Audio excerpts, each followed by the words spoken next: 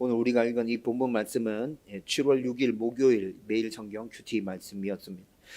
여러분의 인생을 허비하지 않고 보람되게 살기 위해서는 나는 누구인가? 왜 이 세상에서 살고 있는가? 무엇을 하며 살아가야 하는가? 라는 이 질문에 분명한 답이 있어야 합니다. 그런데 사람들은 이 질문을 그렇게 중요하게 생각하지 않는 것 같습니다. 10대 때 우리는 이 질문에 대한 답을 찾기 위해서 아주 심하게 갈등을 겪었던 적이 있습니다. 어떤 사람은 굉장히 심하게 갈등을 겪기도 했고 또 그렇지 않은 사람도 있죠. 그렇지만 10대를 지날 때 모든 사람들이 이 고민을 가지고 갈등했었습니다. 우리는 그것을 사춘기라 부르죠. 정체성에 대한 고민을 하는 시기라 세상에서 이렇게 얘기합니다. 그런데 그 청소년기를 지나면, 사춘기를 지나고 나면 학업, 진학, 취직, 결혼, 생업 등등에 치여서 더는 이 질문에 대해서 심각하게 고민하지 않습니다. 하지만 우리가 살아가는 모든 순간 이 질문의 답을 기억하면서 살아야 하고, 그러면 삶이 근본적으로 달라지게 됩니다. 그래서 성경에서도 이 질문에 분명하게 답하고 있습니다. 그리고 이 질문에 대한 답을 분명하게 붙들고 사는 그 성도가 좋은 성도라고 그렇게 말해주고 있습니다. 여러분, 방금 질문에 대한 성경의 답 여러분 알고 계십니까? 성경을 살펴보면 나는 누구인가에 대해서 성경은 뭐라 대답하고 있죠? 하나님의 형상을 닮은 하나님의 자녀다, 하나님의 백성이다, 이렇게 얘기하고 있죠. 저는, 여러분은 하나님의 자녀이고 하나님의 백성입니다. 왜 이 세상에서 살아가고 있습니까? 하나님께서 창조하신 피조물을 다스리고 통치하기 위해서 이 세상에서 살아가고 있는 것입니다. 하나님이 사람을 만드시고 아담과 하와를 만드시고 난 다음에 그들에게 피조물을 다스리고 통치하라고 말씀하셨죠. 그 일을 하기 위해서 우리는 이 세상을 살아가고 있습니다. 그리고 이 세상을 그렇게 다스리고 통치하면서 살아가면서 무엇을 추구해 가야 합니까? 무엇을 위해 살아야 합니까? 죄로 인해서 망가지고 찌그러진 이 피조물들을 온전하게 회복시켜서 하나님의 영광을 드러내는 그 일을 위해서 살아가야 합니다. 여러분, 이런 답들이 성경에서 주어져 있잖아요. 여러분, 성경에서 이런 답들이 주어져 있는데 이게 얼만큼 중요하냐면 아이들 신앙 교육을 위해서 중세교회 때, 중세시대 교회에서 웨스트민스터라는 교리 문답서를 만들었죠. 아이들 신앙 교육을 위해서 만든 교리 문답서입니다. 성경에 나타나 있는 것들을 간략하게 줄여서 아이들이 이해하기 쉽도록 질문하고 답하는 형식으로 만들어진 문답서입니다. 그런데 그 문답서의 첫 번째 질문이 이것과 관련된 질문입니다. 웨스트민스터 소요리 문답 1번. 사람의 죄일 되는 목적은 무엇입니까? 사람의 죄일 되는 목적은 무엇입니까? 여러분, 방금 제가 언급한 질문들이 이 첫 번째 소요리 문답 첫 번째 질문 안에 함축적으로 다 포함되어 있는 거 아니겠습니까? 여러분, 이 질문에 대해서 그 교리 문답서에는 답을 이렇게 합니다. 사람의 죄일 되는 목적은 하나님을 영원롭게 하고 영원토록 하나님을 즐거워하는 것입니다. 여러분, 교리 문답서 1번 이 질문과 이 답에 대한 해설을 보면 제가 방금 설명해 드린 나는 누구인가, 왜 이 세상에서 살아가고 있는가, 무엇을 추구하면서 살아야 하는가에 대한 해설들이 이 질문과 이 답 안에 다 포함되어져 있습니다. 여러분, 오늘 우리가 읽은 이 본문 말씀은 하나님이 선지자 예레미야에게 특별한 소명을 주시면서 부르시는 장면이죠. 그 장면을 우리가 함께 읽었습니다. 그런데 이 말씀을 잘 살펴보면 우리에게도 소명을 주시고 부르시는 하나님을 발견할 수 있습니다. 그리고 하나님이 우리에게 주신 소명과 부르심을 통해서 나는 누구이고 왜 이 세상에 살고 있고 무엇을 하며 무엇을 추구하며 살아야 하는지에 대한 분명한 답도 다시 확인할 수 있습니다. 오늘 이 말씀을 통해서 저와 여러분들 가운데 이 은혜가 임하기를 주님의 이름으로 축원드립니다. 여러분, 먼저 1절에서 3절 말씀 보면 오늘 말씀의 배경이 되는 시대에 대해서 말해주고 있습니다. 예레미야 선지자가 활동하는 시기는 유다가 바벨론에게 멸망하기 직전 한 40년 가량을 지금 담고 있거든요. 그런데 이 40년 가량 예레미야 선지자가 유다에서 활동했던 선지자로 활동했던 이 40년 가량은 남유다에게 있어서 굉장히 암흑 기간이었습니다. 예레미야는 요시야가 다스린 지 13년이 되었을 때 하나님께서 그를 선지자로 부르셔서 하나님의 말씀을 이스라엘 백성들에게 대언하기 시작하거든요. 요시야 왕 13년, 그리고 난 다음에 요시야 왕이 죽고 그 아들 여호아스가 왕이 될 때까지 17년 동안 요시야 왕과 함께 예레미야가 사역하게 됩니다. 그리고 요시야가 죽고 난 다음에 여호아스가 왕이 되는데 그 왕은 3개월밖에 집권하지 못해요. 여호아스가 죽고 난 다음에 요야김이 등극하게 되는데 요야김은 11년 정도 통치하게 되고, 그리고 요야김이 죽고 난 다음에 요야긴 왕은 한 3개월 정도 통치하게 되죠. 그리고 난 다음에 마지막 왕 시드기야는 한 11년 정도 통치합니다. 그리고 바벨론에 망해서 이스라엘 백성들이 포로로 잡혀가잖아요. 그 포로 기간 2년 동안 요시야 13년부터 시작해서 바벨론에 포로로 잡혀가서 한 2년 정도까지 대략 41년 정도 예레미야가 선지자로 활동했다는 거예요. 오늘 우리가 읽었던 1절에서 3절 말씀이 지금 그 내용을 얘기해 주고 있는 거예요. 여러분, 그런데 요시야부터 시드기야까지 남유다의 왕이 5명이 바뀌었습니다. 40년 정도 세월이 흘러가는 동안에 왕이 5명 바뀌었어요. 여러분, 그때 그 시대의 혼란함이 어느 정도였는지 좀 짐작이 되시죠? 40여 년의 세월이 흘러가는 동안에 왕이 5명 바뀌었다. 그 5명 왕 중에 3개월을 채우지 못한 왕이 2명이나 있다. 여러분, 이거는 그 시대 진짜 암흑기였구나, 굉장히 혼란스러운 시대였구나 라는 것들을 충분히 짐작하게 만들어줍니다. 여러분, 그리고 이뿐만이 아니라 예레미야가 사역했던 이 시기는 아수르와 애굽과 바벨론이 치열하게 패권을 다투고 있는 시기였습니다. 그래서 요시야 왕이 통치할 때는 이스라엘은, 남유다는 아수르의 속국이었거든요. 그리고 난 다음에 얼마 지나지 않아서 애굽의 속국으로 바뀝니다. 그리고 시드기야 왕 때는 바벨론이 남유다를 점령해서 다스리고 있었어요. 여러분, 40년의 세월 동안 남유다를 지배한 나라가 3나라나 지금 바뀌는 거죠. 아수르, 애굽, 바벨론. 왕이 5명 바뀌었습니다. 그리고 나라를 다스리는 강대국이 3차례나 바뀌었어요. 여러분, 이 시대적인 상황이 얼마나 혼란스러운지 이 정도 설명하면 충분히 알 수 있겠죠. 여러분, 이 상황을 조선시대 우리나라의 역사를 떠올리면서 한번 상상해 보십시오. 조선시대 우리나라의 역사, 나라 안팎은 진짜 난리였을 거예요. 권력자들도 지위 고하를 막론하고 살아남기 위해서 발부둥 치는 시기였겠죠. 그리고 조금 안전을 확보했다 싶으면 서로 눈치를 보면서 자신의 이익을 취하기 위해서 그렇게 머리 굴리는 시기였을 것입니다. 법이나 질서나 도덕이나 예의나 배려, 사람들 간에 있어야 되는 배려, 이런 건 다 사라지고 약육 강식의 본능적인 원리만 작동하는 그런 세상이었을 거예요. 이런 상황에서 이스라엘 백성에게 하나님의 말을 전하라고 지금 예레미야가 소명을 받고 있는 것이죠. 그리고 선지자로 세워집니다.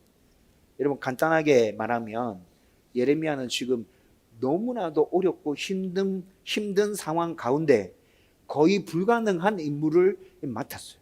하나님께서 그 불가능한 임무를 지금 예레미야에게 맡기시면서 그를 선지자로 세워 놓으셨다는 거예요. 여러분, 그런데 5절 말씀을 보면 하나님은 예레미야를 지금 이때 선지자로 세우기 위해서 아주 오래 전부터 준비하셨다는 것을 알 수 있습니다. 5절 말씀에 이렇게 얘기하죠. 내가 너를 모태에 짓기 전에 너를 알았고, 내가 배에서 나오기 전에 너를 성별하였고, 너를 여러 나라의 선지자로 세웠노라. 하나님은 예레미야가 어머니의 뱃속에서 잉태되기도 전에 그를 이미 알고 계셨습니다. 그리고 어머니의 뱃속에서 잉태되었을 때 이미 그를 당신의 종으로 구별하여서 선택하셨습니다. 그래서 그가 어느 정도 자랐을 때 당신의 말을 이스라엘과 여러 나라에 전하기 위해서 선지자로 세우셨다는 것이죠.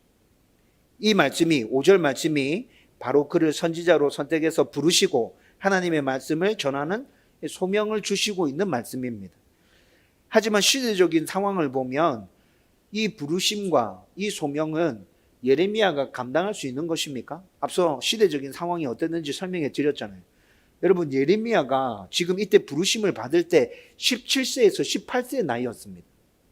17세에서 18세 나이 때 시대적인 상황이 그렇게 암울했는데 여러분, 그 백성들 앞에 하나님의 말씀을 전해야 한다.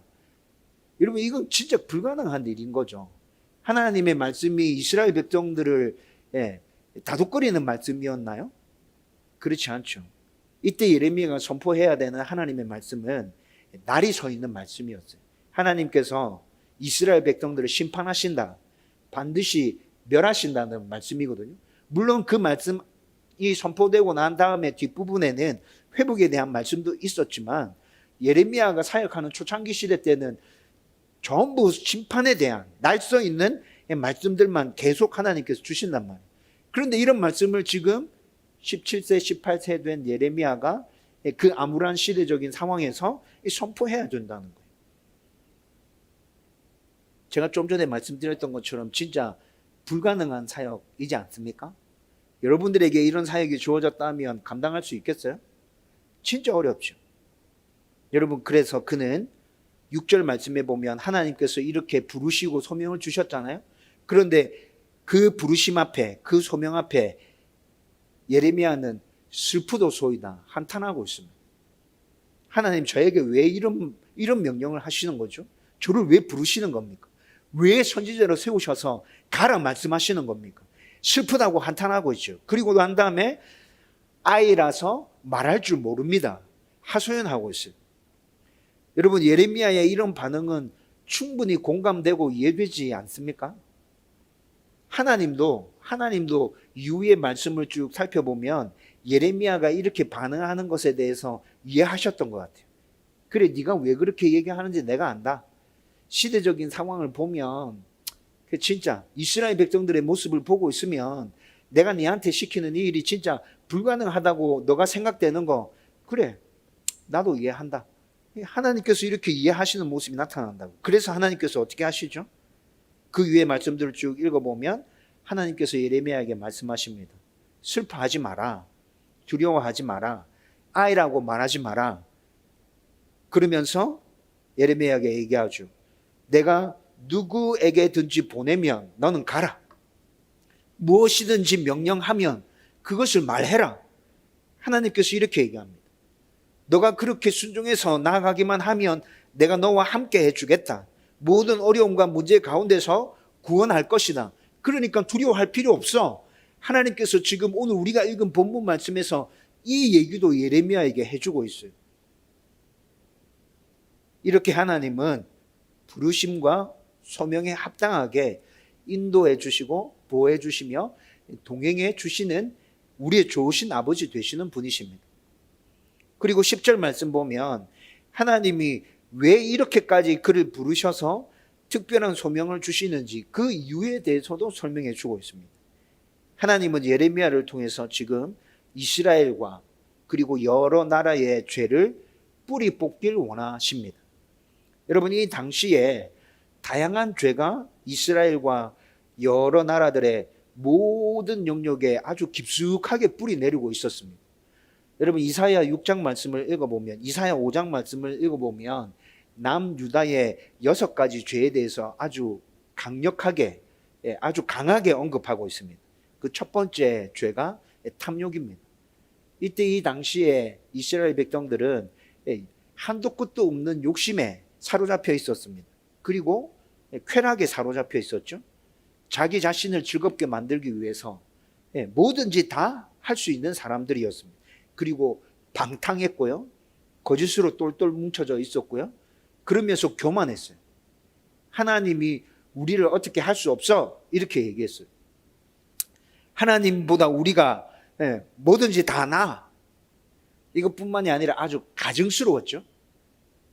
하나님께서 싫어하시는, 하지 말라고 한 그 죄들을 다 범하고 있으면서 하나님은 우리를 절대 심판하지 않아. 이렇게 얘기하고도 있었다고. 이걸 가증스럽다 얘기하는 거예요. 죄는 다 지으면서 하나님 우리를 절대 심판하지 않아.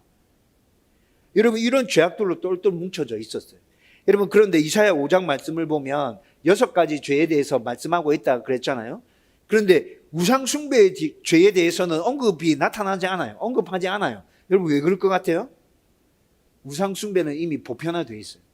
우상 숭배는 이미 보편화되어 있기 때문에 이것을 죄라고까지 얘기하지 않아도 그냥 이스라엘 백성들 모든 삶 속에 이게 스며들어 있어요. 그러니까 이거는 그냥 말할 가치도 없다. 우상 숭배는 이미 니네들이 깊숙하게 빠져 있는 죄잖아. 그 죄와 더불어서 탐욕, 쾌락, 방탕, 거짓, 교만, 가증 이런 죄악들이 이스라엘 백성들, 남유다 백성들 안에 차고 넘치고 있었다고요. 이런 죄들이 너무 깊숙하게 뿌리 내리고 있었기 때문에 선지자들이 경고함에도 불구하고 이스라엘 백성들은 그 경고들을 귀담아 듣지 않죠. 다 무시합니다. 다 튕겨냅니다. 그래서 하나님은 그들을 철저하게 심판해서 이 모든 죄를 완전히 뿌리 뽑으시려고 하시는 겁니다. 이렇게 죄가 완전히 뿌리 뽑히면 죄로 인해서 쌓아 올렸던 그들의 모든 것들이 다 무너져 내리겠죠.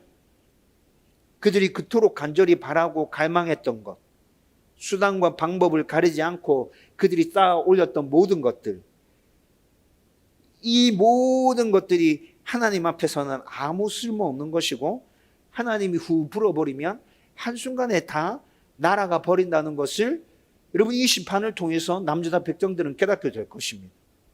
그리고 난 후에 하나님은 그곳에 하나님의 사람들을 다시 심고 그 사람들을 통해서 하나님의 나라를 다시 건설하겠다고 말씀하고 계십니다. 여러분 지금 예레미야를 하나님께서 선지자로 부르셔서 가서 말해라고 시키는 근본적인 이유는 그들의 죄를 뿌리 뽑아서 다시 나의 나라를 그곳 가운데 굳건하게 세우겠다라는 그 메시지가 이 말씀 안에 포함되어져 있다는 것이죠. 여러분 모든 만물을 처음 창조 때처럼 새롭고 온전하게 회복시킨다는 말씀이 오늘 메시지 가운데 들어있는 거예요. 이를 위해서 하나님은 예레미야를 선지자로 부르시고 특별한 소명을 주셔서 지금 이스라엘 백성들 가운데 보내신다는 것이죠. 여러분 지금까지 간단하게 살펴본 것처럼 하나님은 몹시 어렵고 힘든 시기에 예레미야를 당신의 종으로 부르시고 그에게 소명을 주셨습니다. 그리고 그가 무엇을 해야 하는지에 대해서도 분명하게 말씀해 주시죠. 보내는 곳으로 가라. 무슨 말이든지 내가 너에게 명령하는 거 그거 말해라. 또 하나님 말씀에 순종할 때 어떤 은혜를 주시는지에 대해서도 말씀해 주십니다. 내가 너와 함께 할 것이다. 너를 구원할 것이다. 어려움을 당할 때 내가 너를 구원할 것이다. 그러니 두려워하지 마라. 이뿐만이 아니라 그를 통해서 하나님께서 진짜 하시고자 하는 것이 무엇인지에 대해서도 말씀해 주십니다. 죄를 뿌리 뽑겠다. 모든 것들을 다 파괴할 것이다. 그리고 그렇게 파괴된 그 터전 위에 다시 심고 다시 건설할 것이다. 나의 영광을, 나의 나라를 굳건하게 다시 세울 거야. 하나님께서 이렇게 말씀해 주셨다고. 여러분 아무리 힘들고 어려운 일이라도 하나님께서 이 정도 말씀해 주시면 감당할 수 있는 힘과 용기와 담대함이 생기지 않을까요? 예레미야도 처음에는 하나님의 그 부르심 앞에서 슬프도소이다. 나는 어린아이입니다. 말할 줄 모릅니다. 이렇게 얘기했었죠. 그런데 하나님께서 이렇게까지 설명해 주시니까 하나님의 말씀에 순종하면서 자신의 소명을 이루기 위해서 끝까지 달려가죠.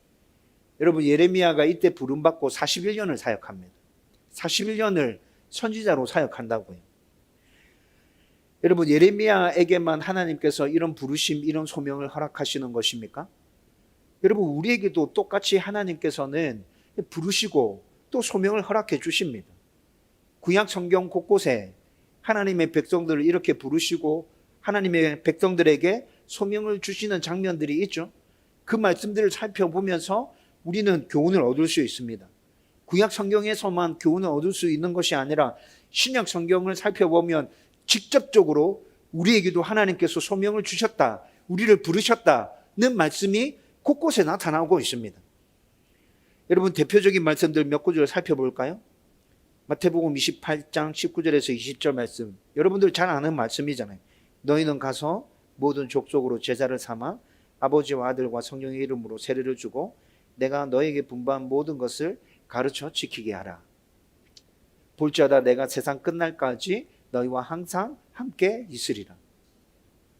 여러분 이것이 하나님께서 우리를 부르시고 우리에게 소명을 주시는 말씀이지 않습니까? 여러분 이 말씀만 그렇습니까? 디모데후서 4장 2절 말씀 가보면 이렇게 얘기합니다. 너는 말씀을 전파하라. 때를 얻든지 못 얻든지 항상 힘쓰라. 범사에 오래 참음과 가르침으로 경책하며 경계하며 권하라. 여러분 이 말씀도 하나님께서 우리를 부르시고 우리에게 소명을 주시는 말씀 아닌가요? 고린도전서 10장 31절 말씀은 또 이렇게 얘기합니다. 여러분들 잘 아는 말씀입니다. 그런즉 너희가 먹든지 마시든지 무엇을 하든지 다 하나님의 영광을 위하여 하라. 여러분 이 말씀도 하나님께서 우리를 부르시고 우리에게 소명을 주시는 말씀이죠. 베드로전서 2장 9절에서 12절 말씀 좀 긴데 이 말씀은 또 이렇게 얘기해 줍니다. 오직 너희는 택하신 족속이요 왕같은 제사장들이요 거룩한 나라요 그의 소유된 백성이니 이는 너희를 어두운 데서 불러내어 그의 기이한 빛에 들어가게 하신 자의 아름다운 덕을 선전하게 하려 하심이라. 너희가 전에는 백성이 아니더니 이제는 하나님의 백성이요 전에는 긍휼을 얻지 못하였더니 이제는 긍휼을 얻은 자니라. 사랑하는 자들아 나그네와 행인 같은 너희를 권하노니 영혼을 거스려 싸우는 육체의 정욕을 제어하라. 너희가 이방인 중에서 행실을 선하게 가져 너희를 악행한다고 비방하는 자들로 하여금 너희 선한 일을 보고 권고하시는 날에 하나님께 영광을 돌리게 하려 함이라.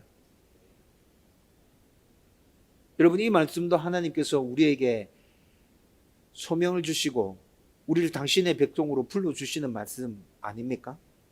여러분 이런 말씀 말고도 신약 성경에 직접적으로 우리를 부르시고 소명을 주시는 말씀은 너무나도 많죠. 여러분 이 모든 말씀을 다 정리해서 말씀드리면 우리가 무엇을 하며 누구와 살며 어디에서 살든지 하나님의 영광을 드러내라. 그 일을 위해서 내가 너를 불렀다. 내가 너를 나의 자녀로 삼았다. 여러분 하나님께서 지금 이 말씀들을 통해서 그 이야기를 해주고 계신 거라고. 하나님의 영광을 드러내는 삶은 어떻게 살아야 되죠? 여러분들의 직업이 어떤 직업이든지 간에 하나님의 말씀에 순종하기 위해서 몸부림치고 바르고 정직하게 사십시오. 그리고 여러분의 삶의 현장 가운데서 하나님 사랑, 이웃 사랑을 실천하면서 그분의 영광을 드러내기 위해서 최선을 다하십시오. 거창한 일이 아니라도 됩니다. 거창한 일이 아니라도 됩니다. 또 우리가 살아가는 모든 현장에서 하나님과 예수님을 증거하기 위해서 열심히 살아가십시오. 이를 위해서 하나님이 우리를 당신의 백성으로 불러주셨고 이 일을 우리에게 소명으로 맡기신 것입니다. 그런데 이 시대에 이 소명을 감당하는 성도들이 그렇게 많지 않은 것 같습니다. 소명을 감당하면서 충성스럽게 이 소명을 이루어가면서 살면 세상에서 굉장히 힘들고 어려운 일들을 당한다고 사람들이 생각하는 것 같아요. 사람들이 비난하고 욕하고 막 이렇게 할 것 같은 느낌이 들잖아요. 그런데 하나님께서 예레미야에게 주셨던 말씀처럼 똑같이 우리에게도 말씀하십니다. 두려워하지 마라. 그런 거 두려워하지 마. 진짜 그렇게 하는 사람 있을 수도 있어. 그런데 그거 두려워하지 마. 내가 너와 영원토록 함께 할 거야. 내가 너를 지켜줄 거야. 내가 너를 붙들어 줄 거야. 여러분 하나님께서 똑같이 이렇게 말씀해 주지 않습니까? 예레미야에게만 그렇게 말씀하신 것이 아니라 이 시대에 하나님이 부르시는 당신의 백성들, 그리고 하나님께서 그들에게 특별한 소명을 맡기시는 그 자들에게도 똑같이 하나님께서 말씀하신다고요. 내가 너와 함께 할 것이다. 내가 너를 굳게 붙들 것이다. 그러니 두려워하지 마라. 여러분, 우리는 이 하나님을 굳게 의지하고 순종하기만 하면 하나님의 은혜와 복을 경험하게 될 겁니다. 하나님이 살아계시고 하나님이 나의 좋으신 아버지 되신다는 것을 성경에서 그냥 글로만 읽는 것이 아니라 내 삶 속에서 직접 경험할 수 있게 될 거라고요. 또 우리의 이런 순종을 통해서 우리가 살아가는 그 삶의 현장 가운데서 하나님의 나라가 세워지는 모습도 우리의 눈으로 목도할 수 있게 되겠죠. 이런 역사를 기대하며 각자의 삶 속에서 하나님의 부르심에 감사하고 하나님의 영광을 드러내고 하나님을 증거하는 그 사명 잘 감당하는 하나님 백성 되기를 주님의 이름으로 축원드립니다. 여러분, 이제 말씀을 정리하려고 합니다. 여러분, 오늘 설교하면서도 제가 말씀드렸습니다. 신약 성경 곳곳에 하나님이 우리를 당신의 백성으로 부르셨다. 하나님이 우리를 부르시고 우리가 어떻게 이 땅 가운데서 살아가야 할지에 대해서 여러 군데에서 말씀하고 있었잖아요. 여러분, 이런 말씀에 대해서 여러분들은 얼만큼 생각하고 또 어느 정도 가슴에 새기면서 살아가고 있는지 잘 모르겠어요. 여러분, 그냥 되는 대로 살아가지 말고 여러분들의 소명, 하나님의 부르심, 그게 어떤 것인지 좀 기억하면서 살 수 있었으면 좋겠어요. 여러분, 오늘 기도회 시작하면서 제가 오늘 하루 어떻게 살았는지 잠깐 말씀드렸죠. 오늘 하루 종일 병원에 있었어요. 오늘 하루 종일 병원에 있었고, 병원에서 그 기다리는 시간들 얼마나 짜증나고 힘든 시간인지 여러분들 좀 아시죠? 아침에 8시 반에 나갔는데 오후에 5시쯤에 집에 들어왔거든요. 하루 종일 병원에서 시간 보냈는데, 저는 부모님에 대해서 그렇게 챙겨주고 하는 거 당연한 일이라 생각하는데, 그냥 하염없이 기다려야 되는 그 순간에는 마음속에서 그냥 좀 불편한 마음들이 생겨난다는 거죠. 여러분, 부모님 집에 모셔다 드리고 집에 오는데 한 15분, 20분? 그렇게 오는 차 안에서 오늘 제가 여러분들에게 해야 하는 설교가 생각났어요. 하나님의 영광을 위해서 하나님이 우리를 부르셨다. 모든 삶의 현장 가운데서 우리는 그 영광을 드러내면서 살아가면 된다.